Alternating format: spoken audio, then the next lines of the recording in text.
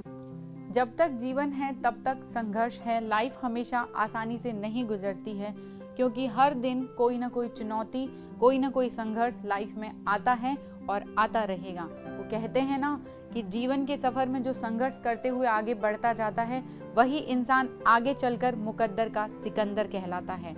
नमस्कार, मैं डॉक्टर हेमलता उत्कर्ष के ऑनलाइन प्लेटफॉर्म पर आप सभी का हार्दिक स्वागत करती हूँ। जी हाँ, मैं बात कर रही हूँ कंपटीशन की तैयारी करते वक्त आने वाली बाधाओं की, उस संघर्ष की जो हम लाइफ में फेस करते हैं। डियर स्टूडेंट्स, संघर्ष का दौर तो तभी शुरू हो जाता है जब एक बच्चा माँ के गर्भ में होता है, जब वह चलना सीखता है, बोलना सीखता है, गिरता है, उठता है और फिर गिरता है और फिर उठकर चल देता है। उसके बाद शुरू होता है जिंदगी का एक और संघर्ष, और वो संघर्ष है पढ़ाई के लिए संघर्ष, जॉब के लिए संघर्ष। ये दो संघर्ष सही मायने में आपकी जिंदगी को एक दिशा प्रदान करते हैं। तो जीवन संघर्ष से जुड़ी हुई एक छोटी सी कहानी मैं आप लोगों के लिए लेकर आई हूँ। एक दिन एक लड़की अपने पिता के साथ कार में बाहर निकलती है। रास्ते में अचानक तूफान आ जाता है। लड़की बहुत घबरा जाती है। उसने गाड़ी को किनारे पर लगाकर रोक लिया और पूछा अपने पिता से, अब क्या करें? पिताजी ने कहा, गाड़ी चलाते रहो। लड़की ने गाड़ी फिर से शुरू की और आगे चल दिए।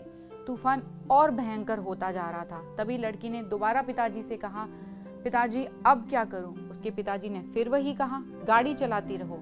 कुछ दूर जाने पर उसने देखा कि बाकी गाड़ी वाले लोग सड़क के किनारे गाड़ी को रोक कर खड़े हैं और तूफान के रुकने का इंतजार कर रहे हैं। उस लड़की ने भी सोचा उसे भी गाड़ी रोक लेनी चाहिए, क्योंकि उसे आगे का रास्ता साफ नहीं दिखाई दे रहा था।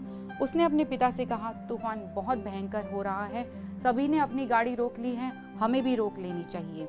लेकिन उसके पिताजी ने कहा कि तुम हार मत मानो, गाड़ी चलाती रहो। लड़की ने मन में सोचा, तूफान भयंकर होता जा रहा है और कुछ साफ दिखाई नहीं दे रहा। फिर भी लड़की ने डरते सहमते गाड़ी आगे बढ़ाई।